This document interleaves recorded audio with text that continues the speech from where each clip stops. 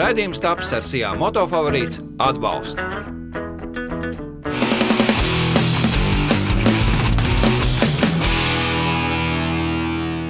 Labvakar, motociklistos! Atkal tiekamies ar jums, kā jau iknedēļ, un šoreiz pieķersimies klāt kādam atkal motociklam ar V-veida dzinēju Harley Davidson Softail Black Line. 2011. gada modelis, un salīdzinot ar tām lielajām kastēm, šis ir tāds slaidāks mocīts, ar kuru var braukt absolūti solo pa skarbo. Tāda ar laikam bija šī ideja, par to turpmākajās minūtēs.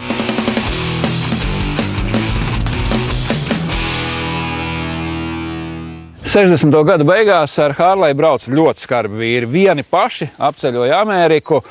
Motocikls bija maksimāli lakonisks, tikai rāmis un motors, un tieši tāpēc atpakaļ pie pamatiem jaunais 2011. gada modelis Harley Davidson Softail Black Line ir tieši adresēts tiem, kur grib sajusties tikpat skarbi, kā tas bija senajos laikos. Bet kāds skarbums? Šodien Harley braucējs spēlē golfu un ir stabils, turīgs un pārticis cilvēks. Vismaz tā reizēm šķiet. Harley Davidson Softail Black Line. Parunāsim par rāmu tipiem. Harleyam Davidsonam ir vairāk rāmu tipi. Ir tie Dinām, tas ir tāds ar sānas amortizatoriem. Tad ir tie Touring tipa, tur, kur tās lielās kastes nāk, tur arī sānas amortizatori un viss tā konstrukcija, kur iebūvēts motors ir iekšā, ir tāda maķenīta sarežģītāk. Un ir Softail. Kas ir Softails? Ir divi tipi rāmi. Hardtail, Softail. Tad mīkstā daļa, cietā daļa. Kur tad tas izpaužās? Hardtail tie ir veco laiku moči, kur nāk vienkārši tāds tā kā trīsstūris rāmis, bez jebkādiem amortizatoriem, ieliek iekšā riteni un tad brauc pa grambām un tā mugura izjūg dažādos gabalos. Bet tas ir pa hārdo, tas ir skarbiem večiem. Un tad ir tā, ka mēs gribam būt tie skarbie veči, bet mēs gribam bišķi komfortu. Un tad ir Softail. Tātad šis rāmis tiek saglabāts tieši tāds pats, it kā trīsstūra tipa imitācija, bet amortizators slēpjās apakšā. Divi tādi lieli amortizatori, kas tad arī aizmugurējai daļai ļauj staigāt un atvieglot tos triecienus pa muguru. Tā mugura paliek veselāka, un ja vēl to plato beņķu uzliek, tad ir pavisam labi.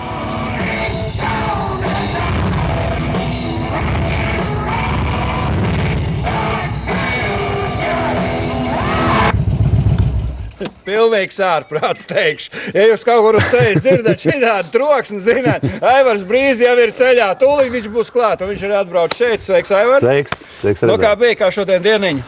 Super, ka tu izsauc. Tā no rīta tik agri nebija braucis. Sajūta fantastiski. Kas tev ir motocikls, kas tev ir Harley Davidsons, un kāpēc tu tieši brauc ar Harley Davidsonu? Man ir bijis, protams, jaunība, agrīnā jaunībā, kā jau daudziem puikām mūsu gados. Jāba, protams, pirmā, ja? Pagarināto dakšu? Nē, man bija absolūti unikāla Jāva, oriģināli tumši zilā krāsā priekš Zviedru tirgus. Tāda ļoti grūti 250, ja, un tā. Tas bija tāds pirmais piezīmējums, kādi 6 gadi. Un pēc tam, protams, bija uzreiz sapnis Hārlis. Ja, tie bija, bildes un tā. Es pat neesmu domājis ne par Japānu nevienu brīdi. Aha. Hārlis, saprot, es domāju tā, ja man būs kādreiz dzīvē noveiksies, tad man būs Hārlis. Ja. Es jūtu, ka tev dzīvē ir noveiksies. Kas tev ir pa Hārli? Ka šitādi redz cilvēks uz ceļa, kas viņam ir jāzina? Šis ir Elektroglide modelis. Viņš ir kārtīgs liels aparāts, ja. Tā ir automašīna patiesībā. Es jau zinu, ka daudz, par šitiem ņirdz, un saka, ko tu brauc ar autiņu, te labāk, vai ne? Varbūt, jebkād jūs saka, tur elektronika, piepič kāds viss, bet es jūtos labi viņā. Es sēžu kā divānā, es esmu atpūties normāli braucot, man nekur nekas nepūš, man ir muzons, ja man vajadzīgs, viss kārtībā, Kārtīgs rokers, ne? Divānā, plīšlāts, paklausies, bet tagad ir iznācis, tas jau pagājušā gadā, viens, kas ir domāts solo skarbajiem večiem, tas ir tā, ka tu biji tajā skaistajā vecumā, tagad ne, jebkādā pareizajā vecumā. Tagad tu esi tikai skaistajā vecumā. Jā. Un kas bija tiem solo, kas brauc cauri visai Amerikai, nedaudz ar huligānismu nodarbojās, skarbie. Tātad Black Line, vai esi gatavs pamēģināt un dot savu vērtējumu? Labprāt. Paskaties, ja nebūtu braucis ar ķiveri. Šito mēs parādām. Ja nebūtu braukuši ar ķiveri, tad būtu bijis galvā šitāds rops. Tieši tā. Asfaltu paņēma, iedomājieties, ar lakatiņu paņemt asfaltu. Super, kopš tās reizes brauc tikai ķiveri. Gudrība. Brauc prom. Okay. Un izsaka vērtējumu. Okay. Drošība. Jā. Redziet, cenījumie televīzijas skatītāji, bez atslēgām nekur, tā ir drošība. Tieši tā. Atslēgas. Manam mocītim arī tas pats ir. Ja? Jā. Tu redzi. Tā kā tā. Kāpat gan aiztais ciet, lai Jā. nesāk bļaut braucienu laikā. Citi gan smējās un saka, ka mocim nevajag šo drošību. Es gan tā negribētu piekrist. Tā, tagad mēs aizdevs palaidīsim. Jā, nu, kas neitrālais ir?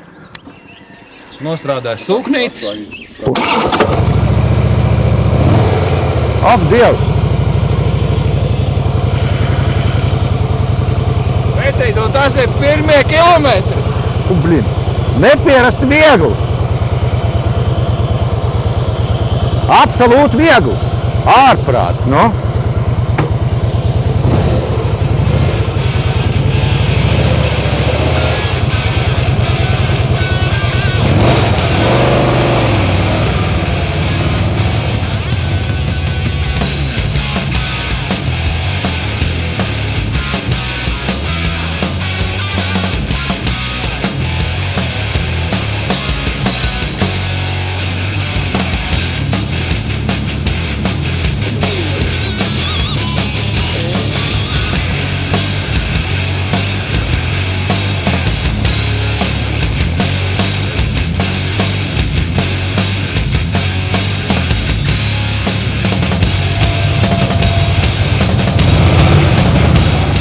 Es tagad izbraucu. Jā. Nu kā ir? Ej, nu nos. Tu zini, man jāsaka tā, divējādas domas. Pirmkārt, man pārsteidza nenormālais dinamisms, kas viņam ir, nu, ārprāts. Viņam sotoks ir, es nezinu, nu, uzreiz. Ir, viss ātri. Ļoti viegli vadamība, nu, tas ir vispār. Vadamība, jā, viņam ir. No šitādu, ja man būtu, teiksim, es savējo pa pilsētu šitā nevaru pamontēt, un šitas ir riktīgs visur. Un otrkārt, kas man uzreiz tā nošokēja, ļoti ērts beņķis, ja? No sākuma nevarēja pierast, kāpēc tik daudz uz priekšu jāliecās, pēc tam sapratu. Es tev teicu, ka man vajag papildu pedāļus, ja? Man ar šitiem pilnīgi pietiek. Viņš ir izdomāts tā. Kā es ritīgi uz priekšu? Tā, viņš ir uztaisīts tā kā manam augumam. Es tev taču saku Es tev reāli. saku, tie džeki, kas 60. gadu beigās trobulēja Ameriku, viņi tā brauc kājas. Tas tā kā jātnieks, atceries? Jā, Kovbojs, protams. Un arī, ja tev, piemēram, tā stūra būtu tuvāk, ja, tev jāsēž taisnāk un tev vējš pūš nost. Tas stikls ir ļoti laba lieta. Tiem, kas grib, teiksim, skarbo vēju, lūdzu. Bet viņš ir tieši tāpēc, ka viņam tas uz priekšu es saliecējies mazliet, ja, bet tā sēdēšana nav kā mugurgurs. Viņš baigi tāds, nu, izdomāts perfekti. Nu, kam tu teiksim, tādu drīkst braukt normāls vecs? Tu zini, man uzreiz salīdzinājums ar šito, ja. Šis ir, protams, ka jā. Kāda runa? Vienkārši tā visa jauda, kas ir, te vispār nav.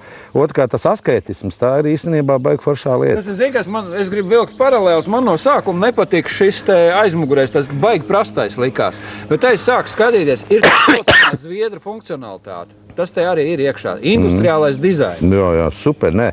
Viņš ir, man no sākuma tā, ka es uzsēdu, es domāju, ak, Dievs, kas tas pa mopēdu tagad ir, jā? Bet, kas sāk maukt ar viņu. Ui!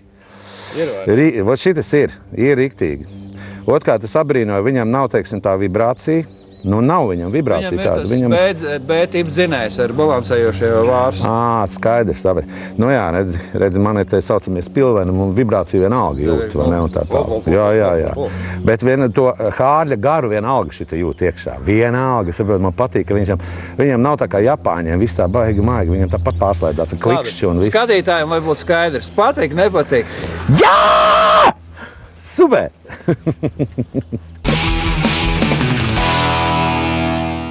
Softāls ir ļoti pateicīgs motocikls pārbūvē, jo tu aizmugurējo daļu tu vari mainīt, var ielikt iekšā resno aizmugurējo dakšu tievo un tad līdz ar to resnāk riteni vai tievāk. Šodien modē ir tievie riteņi. Ja mēs pabraucam pārzemēm un paskatāmies, tad šie aizmugurējie riteņi paliek aizvien tievāk, tā kā tas bija pagājušā gadsimta sākumā. Tādi tievi tā kā velosipēdam bezmaz. Ziniet, diezgan interesants skats un arī braukt ir vieglāk, gan izņemt līkumus, gan arī pagāzelēties. Nu, jūs zināt, tie velosipēdi riteņi tomēr atvieglo šo braukšanas tehniku. Ja mēs runājam par Blackline, tad šeit ir ieslēdzies zviedru minimālisms. Kā jau es minēju, tad arī pats konstruktors ir industriālās dizaina pārstāvis, un šis industriālais dizains pārsvarā atspoguļojas šajā motociklā. Lūk, viss tiek būvēts apkārt motoram. Tad motors ir pirmais, numur 1, tad seko bāka, riteņi, rāmis. Nu, un tad, ja vēl paliek vietas, uzliekam bišķi sēdekli virsū, te tādu es teiktu, gan nedaudz it kā vienkāršot aizmugures atzveltnīti, kas izskatās taisīts, tā kā pašmāja darbnīcā, bet arī ir šī zviedru dizaina, jeb industriālā dizaina elementa tāds paraudziņš. Kas man likās interesanti, atšķirībā no citiem Harlejiem, stūras izvietojums. Ja mēs redzam, stūra nav viengabalaini, bet ir tādas divas desiņas izaug ārā tieši no šī te dakšas trīsstūra un ir iestiprināts iekšā. Varbūt tas būtu pirmais, ko es mainītu. Man īsti nepatika šī stūra.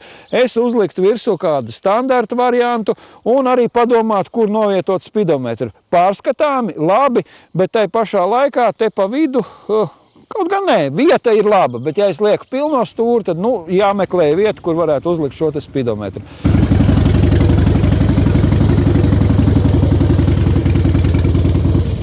Čau! Sveiks! Tu esi šodien mums otrais eksperts, tu esi eksakts cilvēks ar tehnisko izglītību un arī brauc ar Harley. Absolūti nemodernu štēlu. Kāpēc?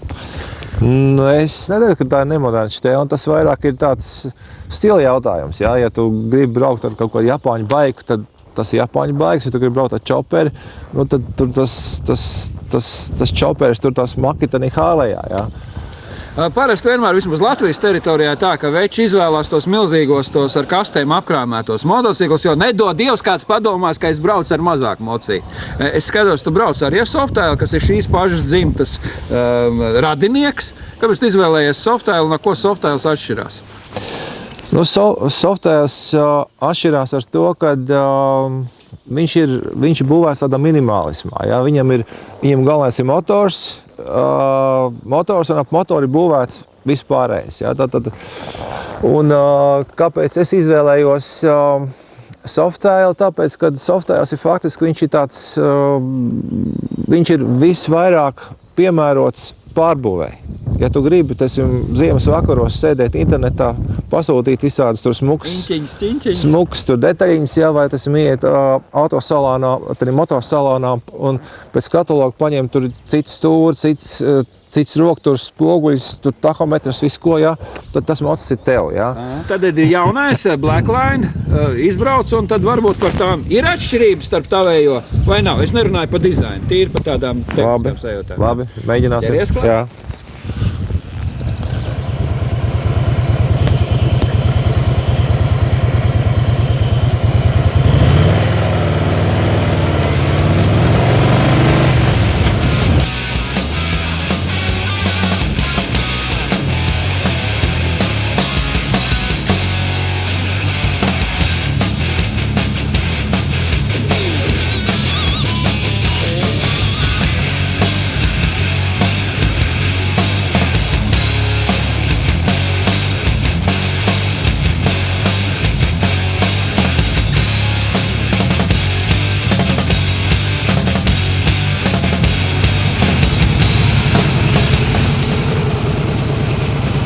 Kāda ir tā pirmā sajūta? Ir stipri līdzīgs. Šitam te ir, viņam noteikti es jūtu, ka viņam ir asāks motors.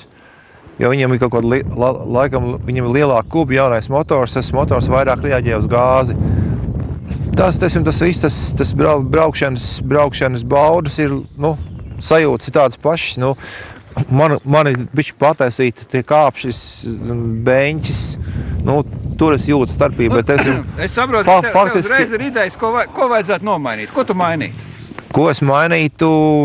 Protams, kāpšas uzreiz. Es liktu, lai kājas ir taisnāk. Es liktu noteikti kaut kādu mazliet, varbūt tā sērtāku sēdekli. Bet viņš ir baigi, viņš ir tiešām ļoti līdzīgs manējām mocim. Es pat teikšu tā, tur naktī uzkāpšu. Sajaukšu. Tas lielais beņķis. Man ir lielais beņķis, jo es pats esmu lielāks. Ja, bet tas mocis ir foršs, un es domāju, ka tas ir tiem Softail cienītājiem, kam patīk vairāk braukt tādi solo braucieni bez lielām bagāžām, kaut kur ap Rīgu, ja, un tā, lai just vēju un zirgu smaržas, ja, govis smaržas, tur pļaus malā, tas ir īstais aparāts. Tā kā, forši, man viņš patīk. Ja. Tavs vērtējums noslēdzot visu šo garo? Mans vērtējums forši mocis, klasisks Softails, smuks ar daudzām jaunām tādām fīčiņām, kas viņam ir. Viņam ir smukāki lukturīši, motors tur divkrāsains un kaut kāds pogas savādāks mazliet. Interesants, mūsdienīgāks. Paldies! Jā, Lai tev labi jā, rīko. tev arī paldies. Ķiveri jāvalkā? Ķiveri ir jāvalkā, man šī ķiveri nav brāsti, tā kā iepriekšējiem kungam, bet man ir ķiveris, kas ir nobrāsts. Man pat ieteikums ir pilno ķiveri, jo man bija viens kritiens, kur man ķiverei bija viss zods nobrāsts. Es iedomājos, ja man nebūtu bijusi tā ķivera pilno zodu, tad mans zods varbūt pašlaik būtu savādāks. Ja? Tā kā, ķiveris ir vajadzīgs, tur viennozīmīgi.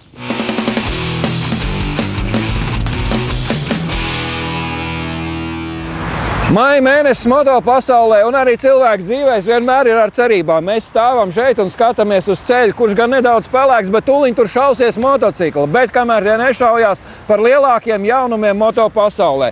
Austrumu un rietumu žurnāli lielākie veltījumi motocikliem, tad amerikāņu motosaiklisti un krievu moto. Un kam tad pievēršās? Jūs jau redzat, amerikāņi uzlikuši Forza Itālijā par Ducati Panigale testa braucieniem Imolā. Trojs Bēlijs ir piedalījies šī motocikla motora izstrādē un devis inženieriem derīgas padomas, lai tad šis motors būtu tieši tāds, kādam tam vajag būt.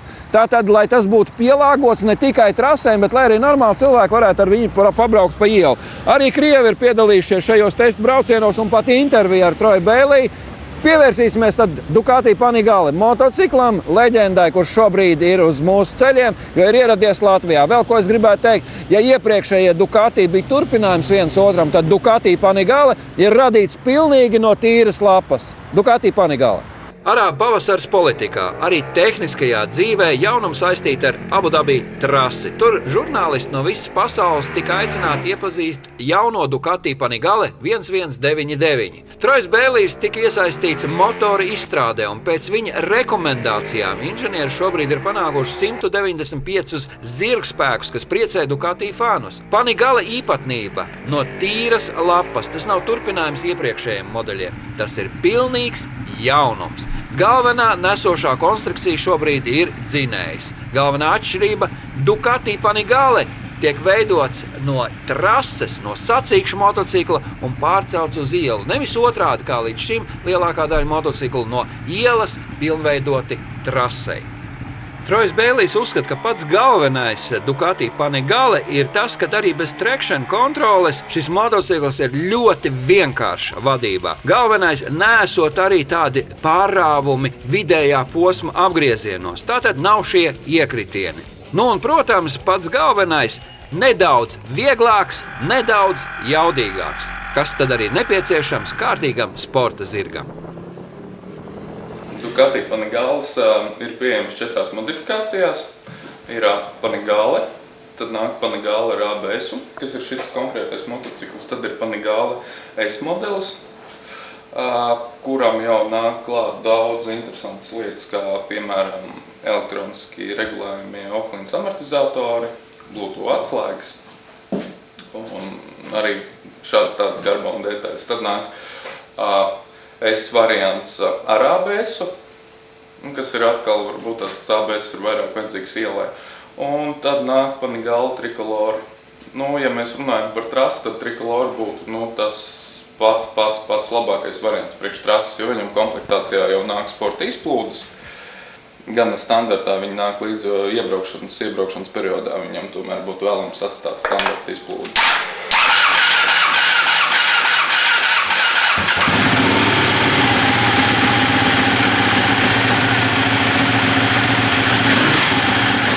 Pilnīgi jauns dashboards, kā mēs varam redzēt, kas radikāli atšķirās no visiem. Opcijas, teiksim, ir regulējums ļoti ērti braucot ar pogām. Mēs varam regulēt braukšanas režīmus.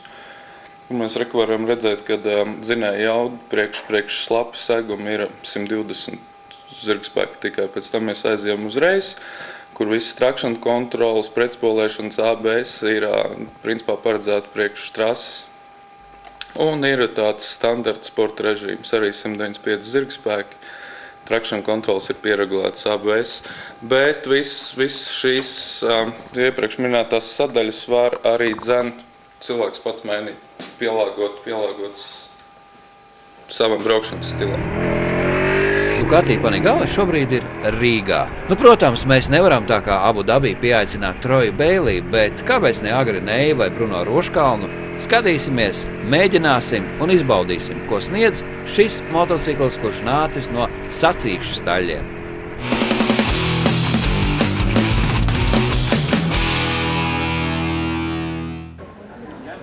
Paklausies, mēs atkal sākam to pašu, ko jau vienreiz stāvējam tur pie tās mājas, un tev pa prezidentu taisījāmies vēlēt. Šodien tā kā nemiera nav, šodien mēs tā ar mapītēm, ja? Tad izstāst varbūt 2 vārdos, ko mēs šodien darīsim. Īstenībā jau vajag daudz tie punkti ir. Sāksim ar to, ka ir nesamērīgais nodoklis motocikliem attiecībā pret automašīnām. Ja? Tātad viņš ir nesamērīgi liels. Otrs, šie nodokļi neaiziet ceļu uzturēšanai, bet aiziet kaut kur citur, nezināmā virzienā. Treškārt, mēs gribam aizkārt arī invalīdu tiesības, jo ir cilvēki. Viņiem jau tāpat ir grūti dzīvē īstenībā, vai ne? Un ir ierobežotas kustības. Jā, vai ne? Un ja viņiem vēl kaut ko vairāk neļauj, tad viņš vispār ir, es domāju, ka viņi jūtos pilnīgi nevienam nevajadzīgi. Dodamies uz Latvijas Republikas Saeimas deputātu komisijas, un arī motociklisti tagad dodās uz Saeimas deputātu komisijām. Mums ir mapīti arī. Mēs esam debatējuši arī par motociklistiem, par nodevām motociklistiem. Un šīs debatas varbūt no Saeimas tribīnes ir bijušas tādas nepārāk vispusīgas. Un šis nodoklis, ceļu nodoklis, mums ir lielāks nekā automobiļiem. Nu, dažās kategorijās, ne visās, protams, bet dažās. Un ja mēs runājam par to, ka mums nepieciešams veicināt braukt ar motocikliem, jo tas ir zaļāks transporta līdzeklis, patērē mazāk benzīna, mazāk izmešu un tā tālāk, nu, tad ir jāsaka, ka droši vien šis arguments neiztur kritiku, jo, kā mēs zinām, ar motocikliem pārstāv tomēr brauc vīrieši un sievietes droši vien brauc uz šīm mazajām mašīnām, kas ir, kas arī šeit tika pieminēts. Interesanti, katrā ziņā ir Finanšu ministrijas speciālistu zināšanas, tehniskās zināšanas, cik liels motors vajadzīgs, lai 4 riteņus pavilkt un kādas ir slodzes uz ceļiem. Droši vien, kad autobusiem kraus mašīnām, tad mums vajadzētu vēl kaut ko mazināt, jo tie ar 3 tiltiem vēl tomēr vairāk riteņus. Bet par to mēs droši vien varam strīdēties, un spiediens uz ceļa vai uz punktu droši vien braucot ar kārtpaķēdēm būtu vēl mazāks, jo tas vairs izlīdzinās uz visu lauku. Bet, kas attiecās uz pārvietošanos, man tiešām galvu gribējās grozīt, klausoties, ko saka CSDD. Jūs taču zinat, cik mašīnās pārvietojas tikai viens cilvēks. Taču tāds pētījums ir, tas ir lielākoties mašīnas Rīgā brauc, kur pārvietojas viens cilvēks. Es šodien uz Saeimu nebraucu ar motociklu tikai tāpēc, ka man tas ir sarežģījums, man ir jāpārģērbjās. Mums ir invalīdi motociklisti. Jā, te ir uzbūvēti viņi tie traiki, kas ir ņemti pēc ārzemju paraugiem. Šobrīd viņas ir grūti piereģistrēt Latvijā, un būtu tas lūgums varbūt varētu tomēr rast veidu, tātad vai komisija atsevišķi vai kas izskatīt. Tas nebūs sērija veidi, bet tā būs nākšana pretim viņiem. Lietuvieši ir gatavi tūliņ šodien viņu reģistrēt. Šie cilvēki vēlās reģistrēt ar Latvijas numuru. Nav problēma, mēs aizvedam viņu uz Lietuvu, piereģistrējam un viņš brauc. Faktiski mēs runājam par valsts pārvaldes iekārtas 10. pantu.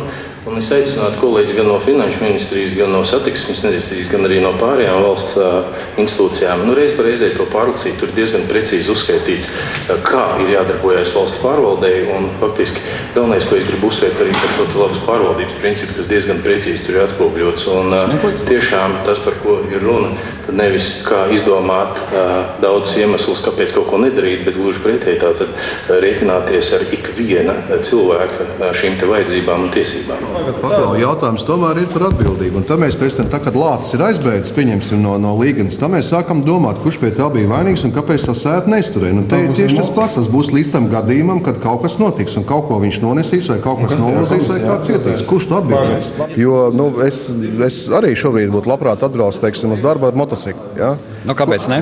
Ko tas nozīmē priekš manis? Tas nozīmē, ka tie bērni, kas man mājās ir 3, kurus jāizvedā pa skolu, man būtu vajadzīgs otrs transporta līdzeklis un sieva, kurš tos bērnus izvedā. Ja? Tātad no vides viedokļa, no ceļa noslodzes viedokļa, tas ir plus pie tā, ko es izdarīju šodien. Es atbraucu ar mašīnu, pa ceļam aizved bērnus, atpakaļ braucoties viņus savākšu, ko es nevarētu izdarīt tad, ja brauktu ar motocikli. Ja?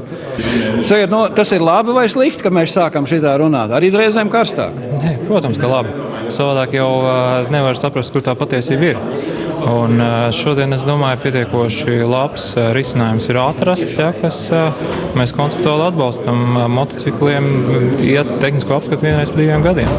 Nu, šai brīdī ir jāapskata vēl pēdējie riski, kas ar to saistīti ir, vai nu nevar sanākt situācija, ka mēs labu gribot izdarām sev pašu lāču pakalpojumu, bet tā uz pirmo piesādienu skatoties, es domāju, ka tur problēmas neatceru.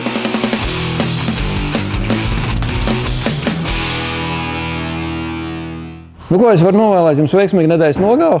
Es pats aizbraukšu līdz Liepājai, tur kāds mototusiņš notiek. Un par to, kā tas notiek, tad nākošā raidījumā. Lai jums veiksmīga nedēļas nogalu!